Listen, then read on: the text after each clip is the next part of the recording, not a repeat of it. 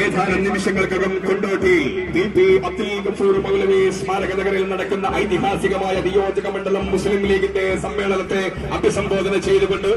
മർദ്ദിത പീഡിത പിന്നോക്ക ജനവിഭാഗത്തിന്റെ പടത്തലവൻ, മർദ്ദിത പീഡിത ജനകോടികളുടെ ആശാകേന്ദ്രം CPM-ന്റെ വിട്ടൂരകളെല്ലാം കാലത്തിന്റെ ചവറ്റുകൊട്ടയിലേക്ക് പുറങ്കാലുകൊണ്ട് തട്ടിത്തെറിപ്പിച്ച് ആണത്തം ഘടിപ്പിച്ച മഹാൻ പാണക്കാട് സയ്യിദ് ഹൈദരലി ശിഹാബ് തങ്ങൾ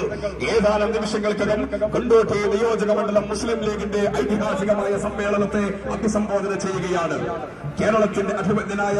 വ്യവസായ IT വകുപ്പ് മന്ത്രി PK കുഞ്ഞാലിക്കുട്ടി സാഹിബ്, കേരളത്തിന്റെ വിദ്യാഭ്യാസ മന്ത്രി PK അബ്ദുൾ റബ്ബ്, അഭിമന്യനായ